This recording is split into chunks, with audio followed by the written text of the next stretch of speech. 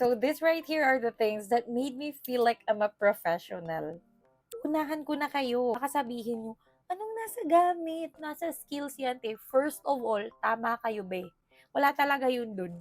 Feelingera lang ako. But I don't know, having these things make me feel like, I'm there. I'm getting there. Like, I'm learning. First, this makeup spatula that I got here from TikTok shop. Like, I'm already in this level. Are you sure? I'm still in the testing level. Pero sis, parang sumakses na talaga. Before, hindi ko naiintindihan yung mga blotting paper. Like, blot what? Let me oil up kasi I thought I was looking dewy. Hindi na pala yun ganun sis. But look at this. Sobrang cute din nito. Look at that.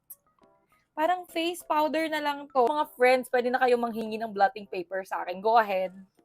Feeling ko talaga ibang level na ako kasi meron na akong brush cleaner.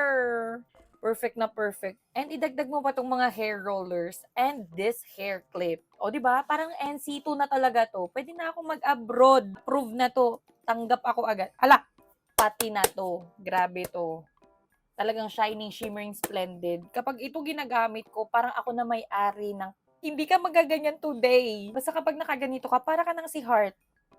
Who said that? Pero hindi lang yun lahat.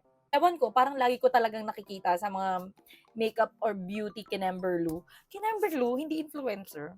Makeup influencer is itong necklace nila. Hindi ko alam. Ano to? Kasama na ba ako sa team pag may ganito? So, yun lang naman. Parang feeling ko talaga sumakses na ang life. Kasi nga, kasi nga, kasi nga. Sige na nga, itutulog ko na to. Napakadami ko pa ring energy kahit tapos na ako magtrabaho, te.